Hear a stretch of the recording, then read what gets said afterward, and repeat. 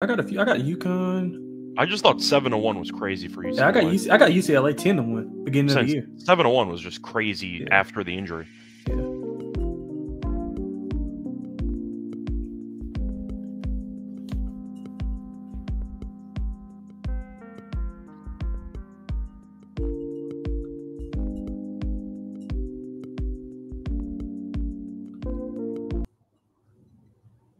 The MLB Gambling Podcast on the Sports Gambling Podcast Network is brought to you by Fantasy. Sign up with the promo code MLB SGPN to get a $1,000 bonus credit. We're also brought to you by Edge Boost. Get up to $70 per month cash rewards when you sign up at edgeboost.bet with the promo code SGPN. And welcome, everybody, to the MLB Gambling Podcast here on the Sports Gambling Podcast Network. It is currently Friday afternoon, roughly 5 p.m. Eastern Time on March 28th. I'm host of the episode, Scott Reichel, joined by Lonte Smith, and together we're going to break down the Saturday card. Warning, there are a bunch of games on Saturday. In fact, every team is playing, so we have 15 games we're going to break down. So I'm looking forward to it. Should be fun. Lonte, I know the season has been, I'd say, a couple days long if you include the games in different countries. But I'll ask you right now, how are you enjoying the start of the season so far? How have the bets been going? Yeah, man, pretty good. Pretty much of a wash day yesterday. Took some bad beats, man. I took some horrible beats, man. The Washington Philly under. That's a rough one. Yeah, 1-0 end of 7. Yep. Who else? Actually, I guess it kind of balanced out because I had the Marlins and they should not have won that game. But yeah, never overall, underestimate a bad bullpen. That's the common theme here. Yeah, overall though, pretty good, man. Pretty much of a wash. But like I said, I think we were talking about it off air. Just a lot of this stuff is just like preconceived, notions that you have going into the season and just relying on the work that you put in the off season versus actual having data, which is where, I think I'm at best. But yeah, I mean, overall, just I think it's a crapshoot the first month or so, and then we'll be ready for the season to get into playoffs by probably June, July. Yeah, like pretty much. I mean, I feel like most of my action early season is prop related because you can find some good numbers on guys, but I feel like a lot of the people who go through props want to look at either spring training numbers, you want to look at some advanced stats like exit velo, stuff like that, or if you want to just go by head-to-head nurbers, it can work out too. I did the prop show with Adam. I ended up Adam's good at that stuff though. I went 1 and 2, which was a bit annoying, but I ended up hitting the lock. Or the best bet I had Sale under outs because I thought that he would probably go 5, and he went exactly 5 innings, which worked out for me. Unfortunately, though, we were 1 pick away from the underdog entry, which we did at the end of the show. We had Bobby Witt higher, 1.5 bases. Me too. He got the miracle draw. He had the extra inning at bat, and then he flew out to the warning track. So a bit unfortunate there. Witt goes 1 for 5 with an infield single. That was the only play we lost, but it is what it is. It's still early. I feel like we are probably both on the same page when it comes to unit sizing. You tend to start off small, and then you build it up as the season goes on. So once again, a reminder for the upcoming games, you don't have to bet on every game. That's the first thing. Second thing is you can bet smaller than usual because a lot of the guys who are betting on whether it involves starting pitchers or relying on pitchers in general because, obviously it's the most important position in the sport. A lot of them haven't pitched yet in the regular season, and you can't really use spring training numbers as a great, I'd say, tell-all for the upcoming season they're about to have. So keep that in mind. You might want to wait a couple of outings, see how the guys look, but that's kind of why I go for props because you might find a good price or a good spot. For example, Ohtani to hit a home run with Skubal pitching yesterday was 5-1. You'll never see Ohtani hit a home run at 5-1 ever again. And then he homers off the bullpen to get the nice win there. So you can still find a lot of great random props out there. If you had the White Sox alt run line of like -8.5 yesterday for some reason, they did pretty well. Shout out to the Angels for being atrocious. Shout out to the Angels, by the way, for using a position player to pitch in the opening day, which I thought was pretty funny. They're already in mid-season form. Yeah, but the season started off the way everyone thought it would. The Marlins and the White Sox are both 1-0. So me and D-Rock took the White Sox over, though. Yes, that's exactly how people thought the season was going to start. But either way, point is, I know there's one game going on right now with the Rays and the Rockies. The Rockies I saw were winning, actually, last time I checked. I think they were up 1-0. They're up 2-0, so good for them. We'll see if they can continue that. But either way, the Rockies, the Marlins, and the White Sox all might be 1-0. So just keep that in mind. Long season. Anyway, before we get into any of the actual games for the Saturday card, I want to remind everyone once again that you can find all of our picks and our podcasts on the SGPN app, which is completely free. Download the SGPN app wherever you do get your apps. Anyway, starting off with the first game on the Saturday card, you have the Brewers taking on the Yankees. They do not play on Friday, so both teams should be rested. Yankees won opening day. Should have been sweat-free, and then Devin Williams almost blew the entire game, but he ended up bouncing back to strike out Yelich to win it all. Yankees, though, are laying about 155 on the money line for the over-under. You have 8.5. For the actual pitching matchup, you have Fried, the big, I'd say, signee by the Yankees in the post-Soto era, against a revenge angle, Nestor Cortez, who is going back to Yankee Stadium. He ended up having a pretty rough road record last year, but this is basically a home game for him, I guess. It's kind of a weird spot. But I'm going to ask you, with the Yankees looking like the better team in the first game, and with Fried trying to make, I'd say, a solid first impression in front of the Yankees fans, what do you like in this game? Yeah, so I'm going towards Cortez and the Brewers. Even though the Yankees have dominated Milwaukee since last year, and they won 4 of the last 5 and 3 straight, and usually a lot of historical outliers. I don't like using a lot of historical trends in other sports, but it's all we got right now. Well, it's more feasible in baseball because a lot of these rosters don't like dramatically change like we see in like football or basketball. So more times than not, the rosters are the same. And I think outside of, a few people here and there, they somewhat stay the same, especially with managers being in. So the philosophies are somewhat of the same. But they outscored Milwaukee 33-10 in those last 3, and that's including yesterday's win. Fried has not played against Milwaukee since 2022. He has decent numbers, 2-1 record, 1.3 ERA. And I'm not gonna lie, I wasn't a big Fried guy on the back end towards the last few years. I know he was injured a little bit, but I think the Brewers can get to him here. I like the over. Like you mentioned, Cortez's road struggles would come into play if he was, somewhere outside of his comfort zone, but this is kind of his comfort zone. So I'm gonna take the dog here and take the over as well. Yeah, I feel like there really isn't much value on the Yankees at -155. At all. I feel like you're either going to be taking the Yankees run line if you want to go that way, or you take Milwaukee to keep it close. I think I'm going to go with Milwaukee to keep it close. You mentioned Fried you weren't the highest on. To be honest, I was kind of on the same page. I thought Fried was fine. It feels like Fried has always been kind of hyped up as being a fringe Cy Young candidate. Yeah, but he's never that. I never viewed him as being that. So I feel like Fried is good. The Yankees paid him a lot of money, but I think that he'll be fine Yankee Stadium. But I think Milwaukee, at the end of the day, they had a very, very rough first game in terms of the shadows at Yankee Stadium. Chiriot struck out 5 times in the leadoff spot yesterday, which is impressive, so shout out to him. But I think Cortez will pitch okay. I think that he'll probably get a nice crowd reception, even though he blew game 1 of the World Series. I think the people are going to cheer for him either way because he had some good moments with the Yankees. But I think I'll go with the under, actually. I think I'll disagree slightly. Maybe I'm just waiting to see each of the kind of like team bats heat up here, but a lot of really ugly at-bats in the first game, and I do think the Brewers got some guys on base, weren't exactly the best at capitalizing on those opportunities. I think Fried and Cortez should pitch fine in this game, so I don't really have a strong opinion here, but 8.5 feels a bit high to me, especially with the bullpens. Besides Koenig, who completely punted the game for Milwaukee, both bullpens are pretty good, so I can see a lower scoring game here. Give me the Yankees winning like maybe 4-3, something close, but I don't see any value on the Yankees, and I think that the total is a bit high for me at 8.5. I'll go with the under on that one. Moving on, it might be a bit too early to play the toilet bowl sound effect, but the Angels are officially 0-1. The White Sox, don't look now, they're 1-0, tied for first in the division. Looking at the actual matchup here for Saturday, you have Soriano pitching against Cannon. For the actual over-under here, you have the line being set at 8.5, juice of the under, and for the money line, you have the Angels at -154, and you have the White Sox at around +130. So, Lonte, I'm going to ask you, does Lightning strike twice in Chicago? Do the White Sox win 2 games in a row somehow? Yeah, well, actually, this will be the third if they win that one because they play today. But, I think the White Sox can sweep the series, man. Cannon has been, he's been the bright spot. He pitched well even last year. And if you look at, like I said, just historically over the past year, even when the White Sox were, pretty dead, one thing they did do well was beat the Angels. They won 7 of the last 10 against this team. They won 4 in a row, including yesterday.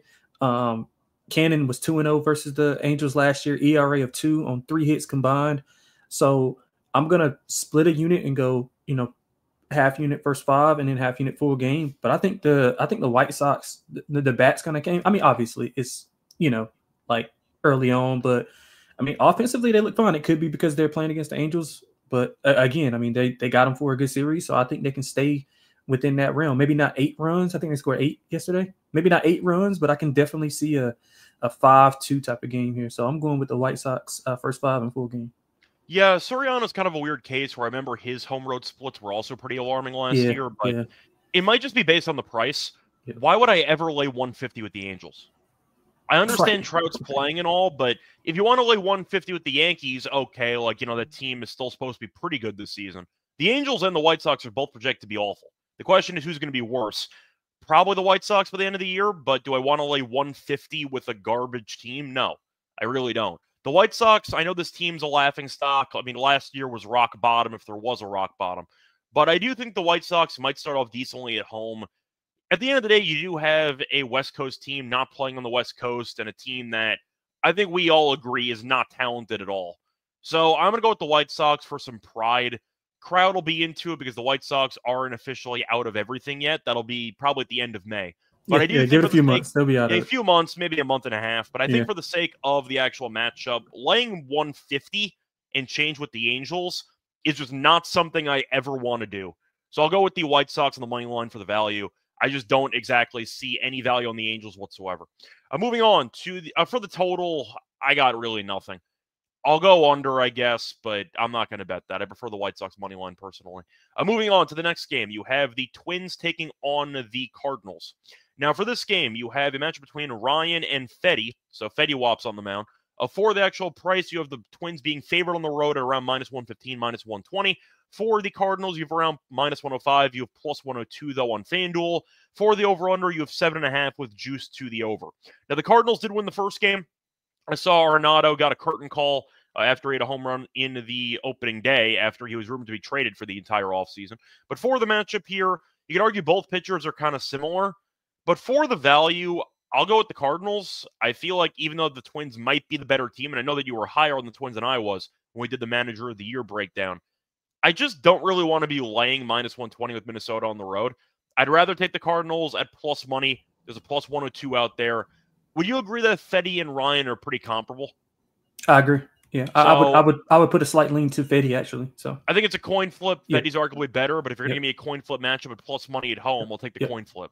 Yep, absolutely agree. I mean, honestly, I think most games in this division should probably be like split one way, like 110 each way, or maybe 115 if depending on who's pitching. You can argue both divisions because you got the AL Central and the NL Central. You can argue it applies to both. Yeah, that's what I mean. I'm sorry. Yeah, but like Fetty's been dominant versus the Twins. He was dominant last year. One with St. Louis, the other one with the White Sox. He allowed 6 combined hits, 2 runs, and he had 18 Ks. So that's something to look at. I would look at his K prop. That's always an option against the Twins. Yeah, exactly. And I mean, like I said, just a coin flip type game. I'll take the dog at home. I mean, we know the Cardinals historically just outperform the market usually, and especially early on. So I'll take the home dog. I'll take Fetty in the plus money. I also would take him to fan 7-8 guys. Yeah, I don't mind that. Maybe Fetty win if you want to go for that approach. Yeah. I like that. Yep. Shout out to the Cardinals. Come on, Marmol, 30-1. Win National League Manager of the Year. We'll see what happens. Yeah, we did talk about that. Yeah. I mean, once again, do I think it's going to hit? No, but 30-1 in that division when they finished second place last year, I think it's pretty wild. That's kind of where I was at for the logic, but either way. I'm moving on to the next game. You have the Orioles against the Blue Jays. The Orioles came out swinging yesterday as Tyler O'Neill continues to be the best opening day player of all time. I know Rushman homered as well. I think Mullins had 2 home runs as well. Giving up 2 home runs to Mullins is pretty impressive from Toronto's pitching staff, but Berrios didn't exactly have it yesterday. Looking at the actual matchup here, you have Kramer against Scherzer. If you forgot Scherzer's on Toronto, now you know. For the money line here, Toronto's are -125. You have Baltimore +105. For the over-under, you have 8.5 juice to the over. So I'm going to ask you, Lonte, do you think Toronto looks a bit sharper over the rest of the series, or do you think Baltimore just has this team's number? I know Mountcastle historically has owned this team.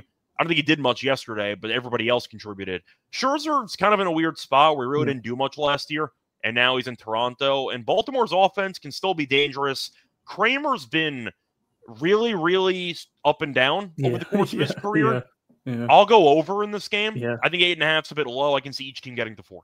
Yeah, man, I completely agree. I mean, you stole my whole handicap. I definitely agree with that. I mean, Kramer is just like, you just never know what you're going to get. I trust the offense to kind of get to Scherzer. Scherzer obviously wasn't sharp last year. If you look at 2 games that he played against Baltimore, 7 2/3 pitched, 9 hits, 6 earned runs. He had a 4-3 walk to K to walk ratio.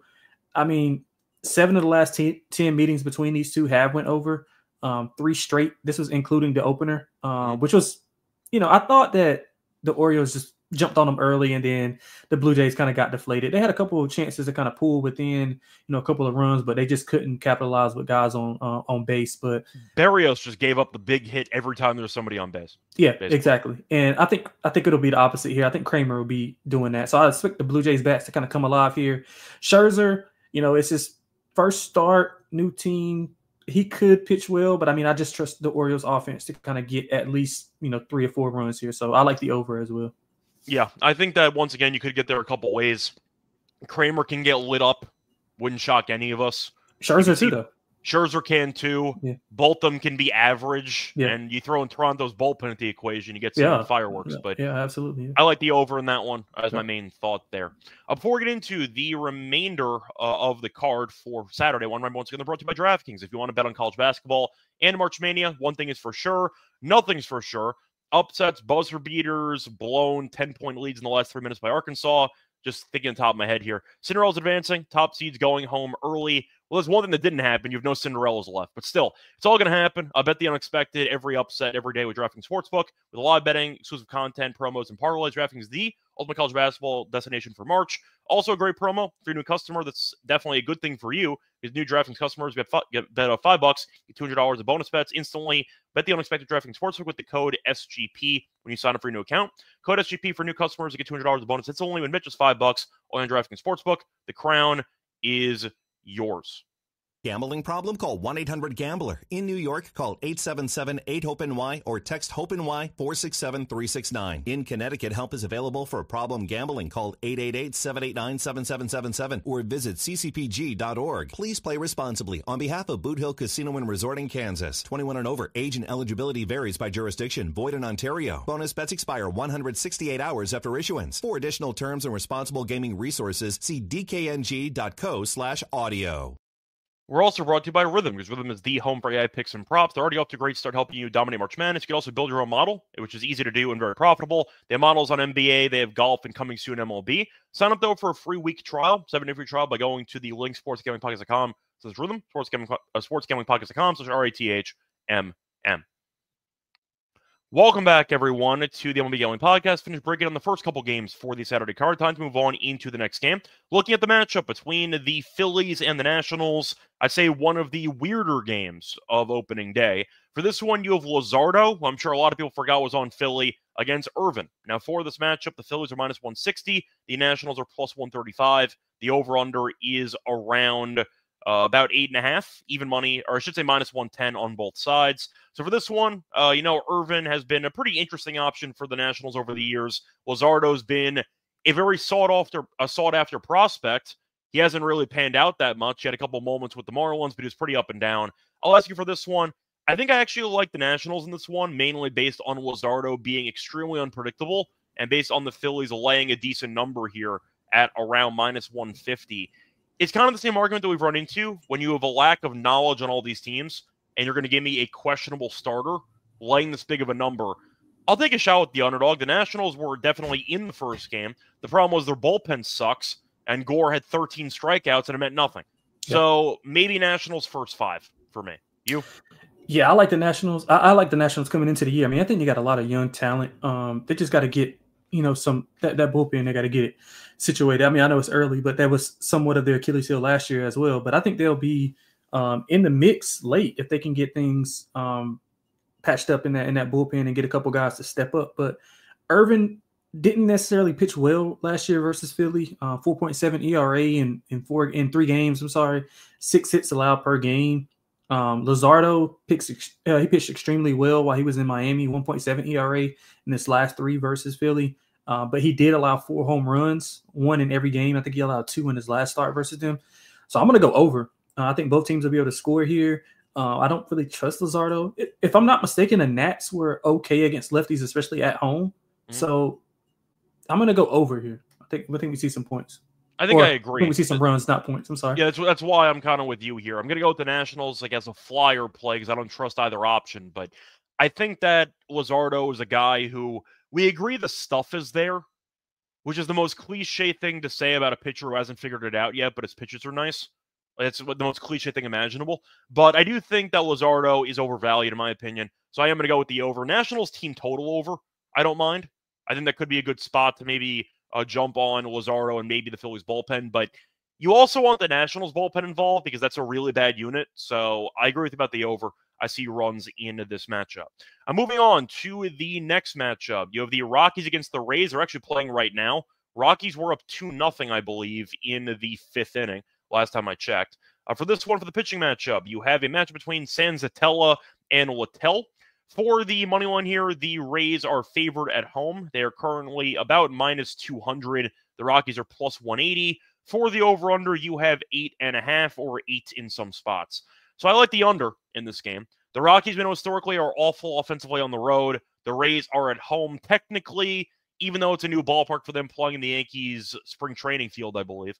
But the Rays right now have no runs against Kyle Freeland, and I don't like their lineup at all. The Rockies' offense is also really bad. I can't believe they traded away Nolan Jones for Freeman, which is just insane to me, because Nolan Jones is actually a good young player, and they traded him for a worse version of him, which I don't really get at all. That's why the Rockies never win anything.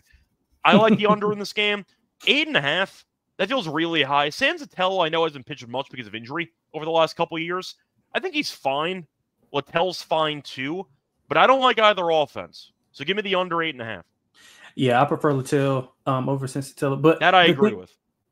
Say it again. I agree with you, though. I think Littell's better, but I think both offenses are not really worth much. Oh, I agree. I agree 100%. That's why I like the first 5 under. I don't want to go late into that Rockies bullpen and the Rays, bring across 2 or 3 at the bottom of the 8th or top of the 7th. And they are the home team, to be fair, so they might not bad in the 9th. So yeah, that's fair. But I'm not really head over heels for either of these teams. This is like one of the worst series to start off with for opening the opening week. But yeah, I didn't have much, man. But first 5 under, I agree with you with the offense. I think Littell can obviously shut down the Rockies offense. And if the Rockies can just, their fielding isn't that good either. So yeah, I'm just not too, I don't have a ton here. So I would just go first 5 under.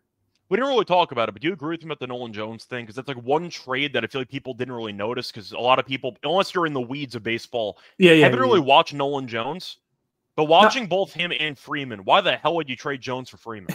Yeah, that's true. I mean, definitely. No offense to Freeman, but like Jones actually has the potential to be like a really good player. Like I don't understand this at all. Yeah, that's baseball, man. That's the Rockies baseball. That too. But damn, that organization's terrible. Moving on to the next matchup. You have another riveting matchup in the opening day weekend, which actually turned into a very good matchup, though, all things being considered, yesterday, which was the Pirates against the Marlins. So for this one, you had Falter going up against Bellozo. And for the actual money line here, you have the Pirates being I believe the Pirates are favored in this game. Pirates are -125. You have the Marlins at +105. The over-under is set at 8.5. Falter, we know, has not been very good. Bellozo didn't pitch much, but I remember him being decent last year, actually, in a limited sample. We saw the Marlins come all the way back as, it feels like it's a great symbolic start for Skeens. Pitches pretty well, no decision. It's a perfect omen for the rest of the season for him. But both bullpens we know are really bad. Both starters for this game shouldn't be that great either. But I don't know if I want to take 8.5 over with these teams. So I am in between a rock and a hard place here because I don't know what I'm supposed to go with. I guess give me the Marlins money line because they're getting plus money and the Pirates stink. That's kind of where I'm at. Give me plus money, I guess. But I don't have much for this game, to be honest. But Falter, I'm not a fan of. So I'll go with the Marlins. Bellozo last year had a 3.67 ERA. He was fine. Like, that might be good enough in this case, but there's no chance I bet this game. Yeah, none for me either. I mean, Pirates have dominated Miami. They should have won that game yesterday. But like you said, it's a story of schemes. That's probably the story of his career until they get him some actual help. But they've won 8 of 10, 8 of the last 10 against the Marlins. I mean, 6 of those are about 2+ runs. So if you want to be spicy and take Pirates on the run line, I mean, you're getting all 9 at bats.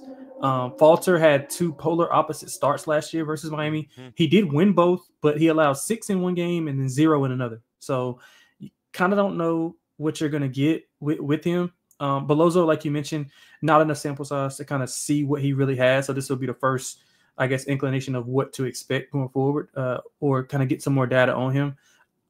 Just a coin flip game. I would just take the dog as you should in most cases. So I'll take the dog here.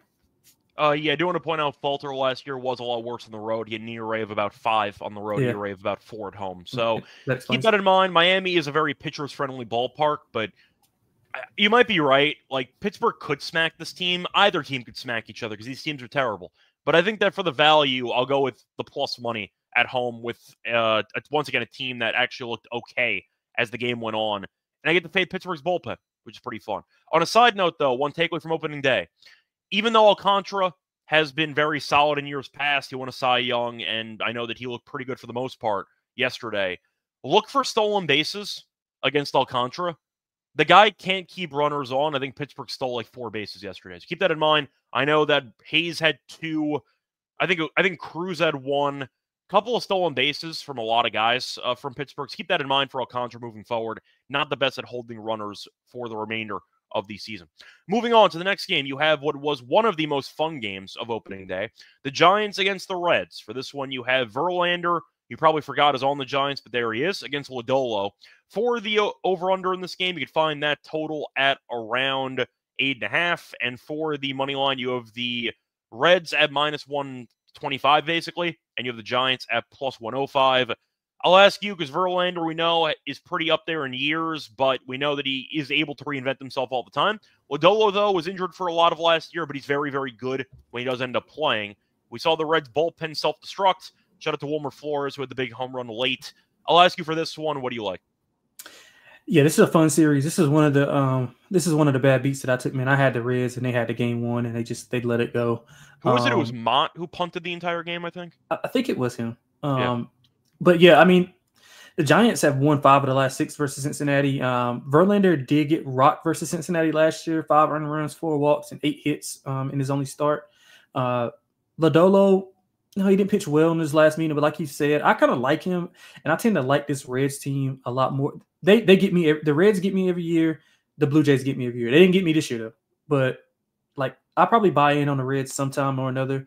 But I like them here in this spot. I think they win today also, and I think they parlay that into another win tomorrow against the Giants. Although it's something about the Giants that I like as well, man. I don't know what it is, but it's something about the Giants that I like, and they're always in these games. They play in a decent division. They always play these good teams tough. Although I wouldn't kind of put Cincinnati in a good team shadow just yet, but Giants are tough, man. And I think they do all the things the right way as far as from up top to down to the players that they get. So, I mean, I'm a fan of the Giants. This game specifically, I think the Reds handle business. I'll go with the Reds as well. The question is Verlander washed? I'm not sure. In spring training, he was actually very good to start spring training. Then he got shelled his last outing.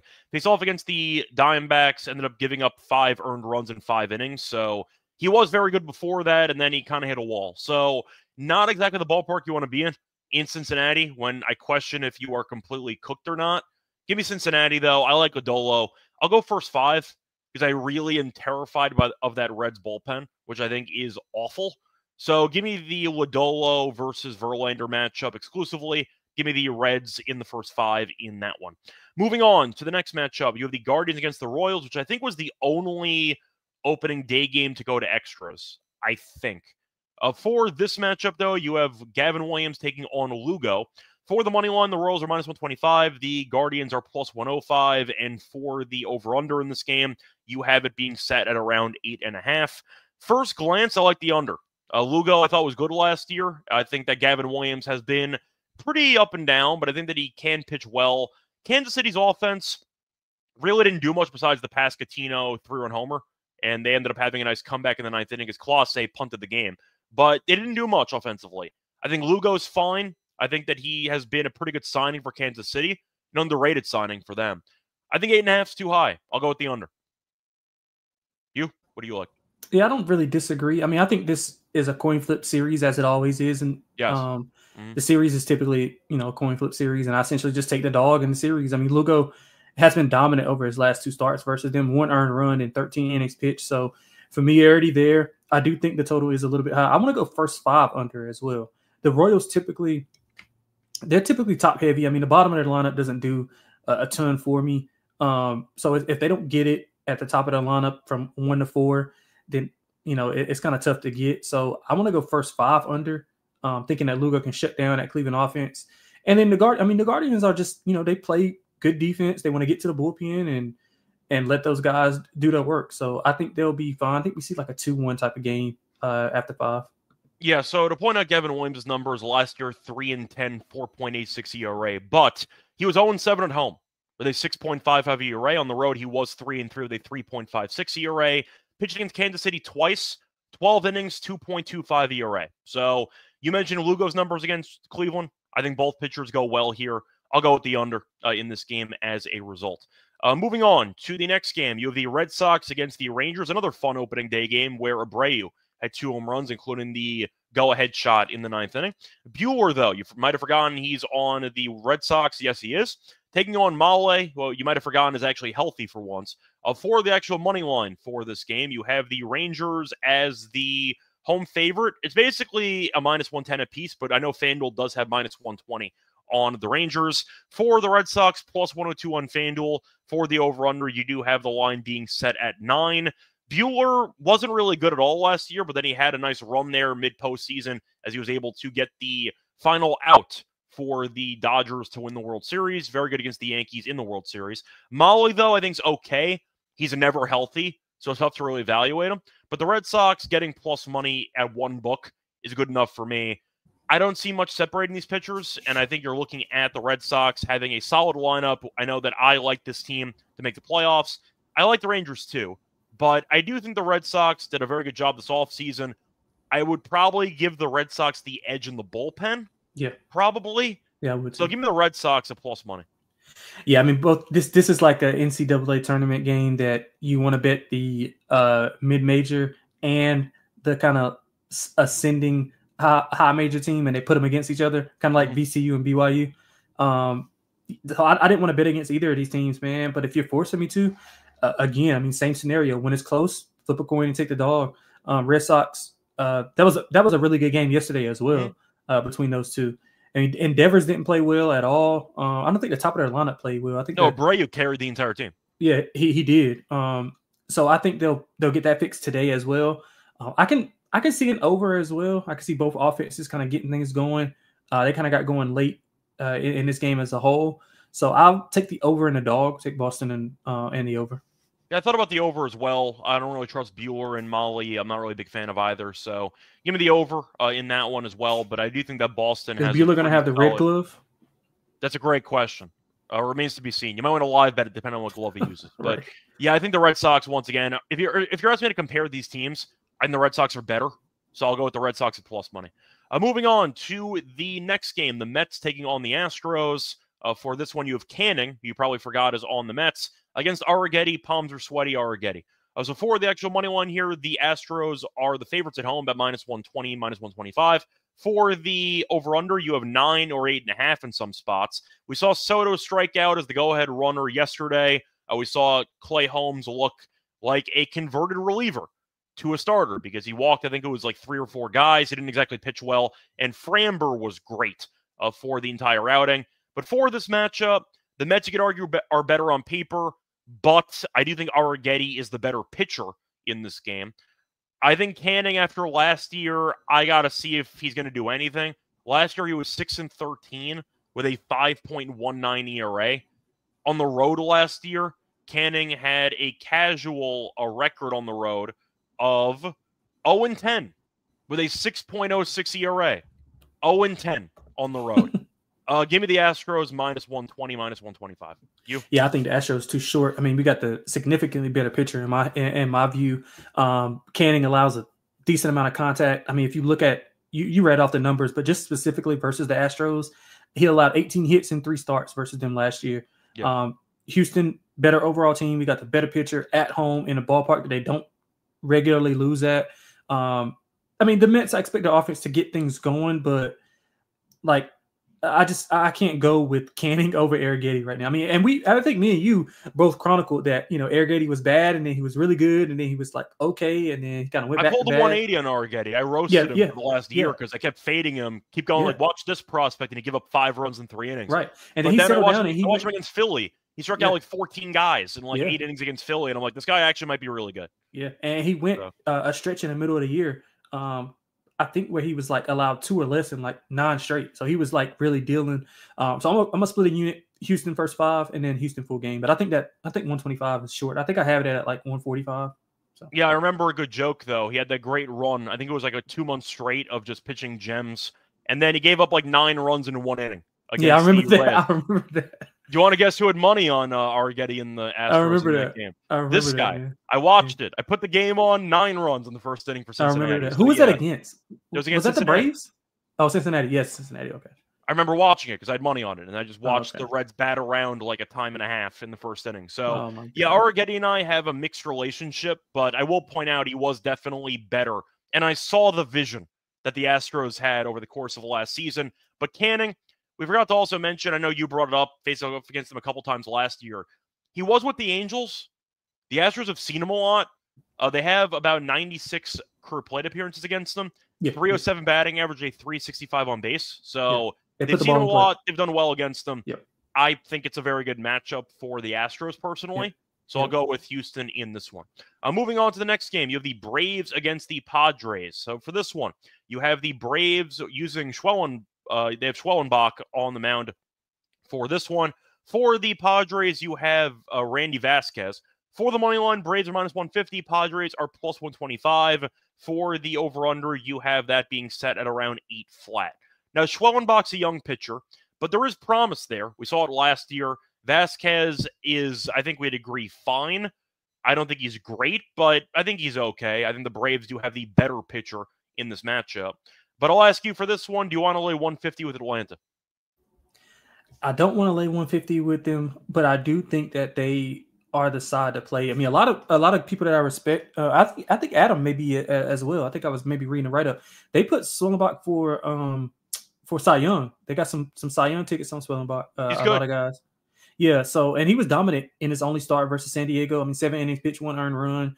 But the thing that was giving me a pause, the Padres might have the Braves number. I mean, they've won 7 of the last 10 and 3 straight, although the last 6 were at home in San Diego and not in Atlanta, where the Braves play really, really well.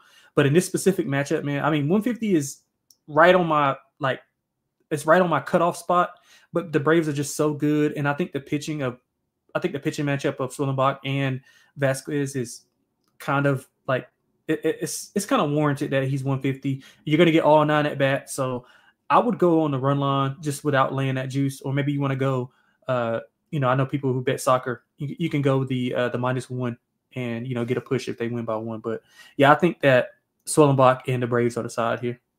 Yeah, I think I'm going to skip the actual money line. I'm just going to go with the team total over for Atlanta. Oh, yeah. Okay. I mean, Vasquez was pretty good at home last year, 3.24 ERA, but I'm really just not a big fan. Yeah, me either. I think he's just a fill-in starter, and I feel like Atlanta's offense definitely has the depth and the talent to torch him in the start. So I don't mind Braves' first 5 team total over, and they might get the 3 in the first 5 here. Schwellenbach, I think, should pitch well, but I don't like the 150. So give me the Braves' first 5 team total over against Vasquez in this one. Moving on to the next game, you have the Cubs against the Diamondbacks. You saw the Cubs win a high-scoring game against the Diamondbacks yesterday. Cubs are using Imanaga for a second start of the season. You have Fod pitching for the Diamondbacks, making a season debut.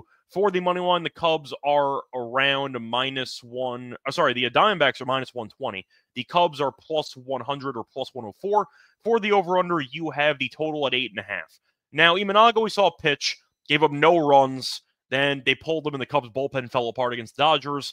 Fod, we know, has been kind of fine over the years. Give me Cubs first 5. I think Imanaga is better, and the Cubs offense looked great yesterday. So give me the Cubs first 5. You have any thoughts?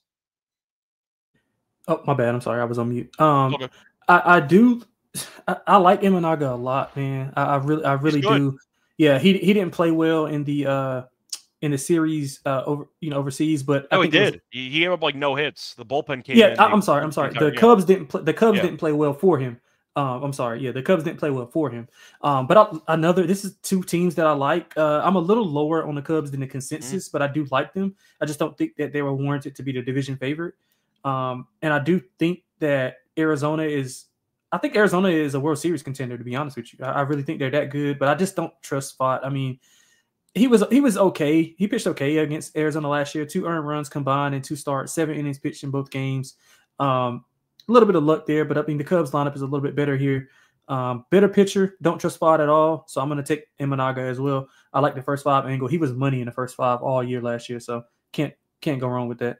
Yeah, to throw out the actual splits here, Fod was 7-5 at home, but he had an ERA of 5.09. Right. So he just got a bunch of run support. Really bad night game pitcher, though. Last year, 2.66 ERA in day games, 5.92 ERA in night games. So maybe it's a schedule thing. I'm not sure, but Fod really did not look the part. He was 11-10 last year, ERA in the high 4s. Not a fan, personally. I'll go with Imanaga in the first 5 in that one. Moving on to the Tigers and Dodgers game. Dodgers will look basically unbeatable. They're 3-0. They're laying minus 200 in this one. Tigers are around plus 165. The over-under in this game is around 8 or 8.5. For the pitching matchup, you have a match between Olsen and Sasaki. Sasaki didn't look great in his one outing against the Cubs. He also had some arm trouble, I believe, after that start, but he's projected to pitch in this one. For this game, though, do I think Dodgers win the game? Probably. But I will go with Tigers' first 5 team total over. Sasaki was not great. You can probably find this a 1.5. I wasn't impressed by Sasaki. I thought that he had some good stuff, walked a bunch of guys, bunch of stolen bases too. He might have an issue holding runners on, but when you have arm trouble after your first start in your MLB career, I kind of waved the red flag there. I got problems with that. Olsen is kind of a weird pitcher where the record was awful, but he got no run support to start the season. I think he's actually okay. Tigers' first 5, maybe, but I like the first 5 team total over. I'm just going to dare Sasaki to figure it out. Yeah, I'm going to go first 3 for the Tigers. I just think that I don't trust Olsen after, I mean, I don't trust anybody against the Dodgers. That's why I'm tossing them out. I'm only focusing on Sasaki. Yeah, okay, I got you. But I do think Sasaki maybe calms down a little bit more. I mean, I know this is his home debut, but again, he was literally at home pitching in his his MLB debut. And I mean, I think that's a lot of pressure, a lot of family, a lot of friends there. So I think that, he calms down a little bit here. I know about the arm fatigue that you were bringing up, but I'm going to go Tigers. Yeah, I'll go Tigers first 3. I'll go with you with the first 5 as well. I mean, this is going to be a recurring theme anytime I'm on the show. I just can't bet against the Dodgers. I mean, I just can't do it. And they're not going to give you a good enough price to bet on them unless you want to bet alt lines like minus 2.5. And even then, you're not getting a fair price. So it would be just props and like first 3, first 5 things. Maybe run first inning if you like that. You got to find creative ways to bet the Dodgers. It's not going to be your conventional, ATS or like money line. You're just going to have to find different ways, player props and different things like that. So I'm staying away from that, but I do like your angle with the first 5. I'm going to go a step further and take the first 3. Yeah, to mention Sasaki's actually his numbers against the Cubs. He only gave up 1 hit in 3 innings. However, he walked 5 guys. So if you're going to walk 5 guys in 3 innings and then your arm's going to give you issues after that, that's a red flag for me. I'll fade him. Give me the Tigers' first 5 team total over for that one. Moving on to the last game on the card. We're making good time here. You have the A's against the Mariners. Now, for this one, you have, I'm trying to remember if it's Bido or Bido. I think it's Bido. It's Bido against Miller. And for the actual money line here, you have the Mariners at minus 150, give or take. You have the A's at around plus 130. For the over-under, you have 7.5. Now, Miller, this is the good one. This is not the Dodgers one. This is Bryce Miller. He was great last year. 12-8, 2.94 ERA. To mention the actual home road splits for him last season, unbelievable at home. ERA of 1.96 at home. So he's a very good pitcher when he's in Seattle. Bido, though, I thought was actually pretty good. for the A's. I feel like he was one of the bright spots, relative unknown, and he had some decent showings there for the A's at the end of last year. I might like the under in this game. I don't really trust either offense. I think that Bido can do enough to once again keep the Mariners offense from destroying him, and I think that Miller's a good enough pitcher to keep the A's in check. The A's offense, I know that Soderstrom had 2 home runs, but it's mostly Butler and Rooker. I think he can do enough to keep this team in check as well. Give me the under 7.5. Common theme for this series, I don't like the offenses, and I think the pitchers are okay. Severino looked great. He gave up no runs against this team yesterday. So I think it was no runs. It might have been 1, but he looked good. Give me the under. I think it's going to be a low-scoring game. Man, absolutely. I mean, just listen, I got under in my notes under the Mariners, like team, under my team stuff. Every season. That's from last year's notes. They didn't do anything to address their bats. I mean, and Bido's been good. I actually like the A's, like long-term. I just, just a little bit more from the middle of the lineup, need a little bit more pitching. But overall, I thought they did a good job in the offseason of getting guys in that can kind of help them ascend, at a decent level. They don't want to go from bottom to obviously the top, but they progressing at a good speed. So I like that. But I mean, the Mariners, they can't hit, and their pitching staff is awesome, and they can't hit. So under dream, first 5 under, full game under. I would look at Miller outs. I think he can go. Well, it's kind of tricky taking these out props because you don't know what these managers are going to do as far as like restrictions. So I would kind of shy away from the outs unless you're betting it under. But I would look at him for like strikeouts or something like that. The A's can get hot with their bats, but they do, swing and miss a ton, especially at the top of that lineup. But I would go under with you. So I love the under. Yeah, both teams swing and miss a lot. So keep that in mind. But I'll make a case for A's money line on the premise that if it's a low scoring game, I'll take the plus 130. Like Seattle can walk into any game and score 2 runs. They'll go like 1 for 8 with guys on base. They struggle to score 2 runs. Yeah, that's what I'm saying. So maybe a case for the A's money line, but I think that there is some value on the under for this one. Before we get into the lock and dog and our home run plays, do want to remind you once again that we are brought to you by our sponsor, Underdog Fantasy, because you can play their Underdog Pick'em, play any sport, win 100 times your money, and a reminder, you do sign up for your new account. Use the code MLB SGPN to claim a special the first time deposit offer up to 1K bonus cash on fantasy promo code MLB SGPN. We're also brought to you by our sponsor, Edge Boost, because they are the premier debit card for bettors. If you're tired of being denied at the sportsbook, DFS site, etc., that will not happen with the Edge Boost card. You'll never get denied. And a reminder, you also have great cashback rewards. Earn $70 per month in cashback rewards by using the Edge Boost card. A reminder, money saves the card's FCC insured and best partner credit checks completely free. When you do sign up, though, for your Edge Boost card, use the link edgeboost.bet with the promo code SGPN. Welcome back, everyone, to the MLB Gambling Podcast. Finished breaking down the games on the Saturday card. Now it's time for the lock and dog plays with the home run picks. Lonte, I'll let you go first. What are your lock and dog plays for the Saturday card? Yeah, so let's go with let me see. What do I want to lock up?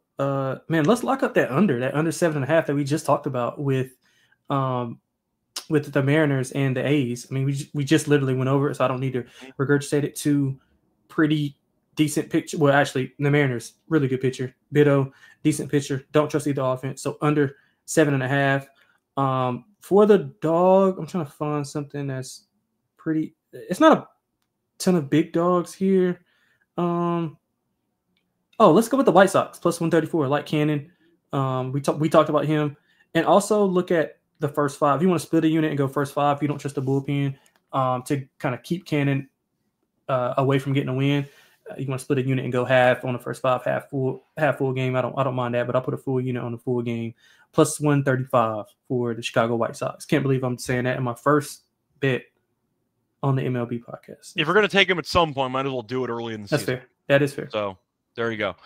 For the lock, I wanted to go with the total. The question was that I want the under in the Rays game maybe, or do I want to go for the Royals game? I think I'm going to go with the Royals. Give me the under 8.5. Gavin Williams, you said before, was a lot better on the road than at home last year. Was great against Kansas City in the head-to-head. Lugo, I think, is a pretty solid pitcher as well. Besides Clase blowing the 9th inning, that game, I believe, was 4-3 in the 9th. So that game was definitely low scoring as well. And they had a last-second pitching change, too, because you're supposed to get Bybee, who ended up having food poisoning. So I'm going to go with the under 8.5, around minus 120 in that one. I think it'll be a low-scoring game. I trust the relievers for Cleveland especially, and I think that Kansas City's bullpen is fine. But give me the under 8.5 in that one as my lock. For my dog, I am going to go with a pretty decent price. If I could actually find the price, I might not be out yet. It's going to be a first 5 play. I don't see a line, unfortunately, but I am going to go with the Cubs first 5 minus half a run against the Diamondbacks. I'll go with Imanaga. I think that he's once again pitching well. We saw him pitch well against the Dodgers in his first outing in Japan. I think he'll look good early. The issue is the Cubs' bullpen can be a problem, but Fod, I'm not a fan of. He was not good at home last year. He was not good at night games last year. I think that Imanaga is, objectively speaking, the better pitcher, and I think you're looking at a good spot for the Cubs to have a lead entering the 6th. I don't have a price on it, though, so I'm going to have to just, I guess, look for it when it comes out. But give me the Cubs first 5 minus half a run as my dog for the show. Now it's time for the home run picks from the two of us. Lonte, I'll let you go first. What is your home run pick for the card? You know what, man? I don't have a ton, but we have no lines in anything. So once again, right. Be creative with it. I'm just trying to find a guy that I think that can at a decent price. Let's stay in the Yankees Brewers game. And I think that we can get, I think we can get a decent price with Dominguez. Let's go with Dominguez to officially hit a dinger tomorrow. So let's go. He went 0 for 3 yesterday. Not really good at bats. Cortez is known to, let one fly over the middle here. So let's go with Dominguez to knock one over tomorrow. All right, so I'm going to go with the Mets and Astros game. When it comes to trying to find pitchers to fade, Canning's definitely on the list. So I'm going to have to fade Canning here. Looking at his numbers from last year, he gave up 31 home runs last year. 31? I mentioned before that he was like 0 for on the road. He was 0-10 with an ERA of 6+. I mentioned that the Astros have seen him a lot. I do want to point out that there is one player who joined the Astros this offseason who's been very good against him in his career. Give me Christian Walker. In his career, he's 4 for 8 lifetime with 2 home runs against Canning. So I do like the actual numbers he has. Of course, we know that Walker is a dangerous hitter, hits for power, and I do think that it's a good matchup against the lefty. You have the pretty easy home run dimensions there in left field in Houston. Give me Christian Walker. I'll fade Canning. 31 home runs last year. I think is definitely worth taking. Jordan's been good against him too as a lefty, but we know Jordan's prices are very, very short compared to other guys. So I went with somebody else on Houston. Give me the Christian Walker first home run with Houston as my choice here for the home run pick. Anyway, that's going to wrap it up for this episode. Lonte, anything else you want to add for the Saturday card or for baseball in general? Nah, man, that's all. We're going to enjoy it. And hopefully, by this time next week, we'll have more data to come up. And the more data we get, the better we can get at this. So just looking forward to some baseball this weekend, along with the college hoops. Yep, should be fun. My Survivor entry lost with Arkansas yesterday, so I don't want to talk about it. Yeah. But definitely not fun. Shout out to Anthony Davis, who won a ring for Coach Cal. Anyway, that's going to wrap it up. You can find me on Twitter, Reichel Radio. You can find him on Twitter at XXLonteXX. Find us also on the NBA show. I know we did the show earlier today if you want some picks for Friday. Also did the tennis show. I've had an insane lock streak on tennis. Had another lock from the show last night. Till next time, good luck to all of you and all of your bets. Bye, everyone.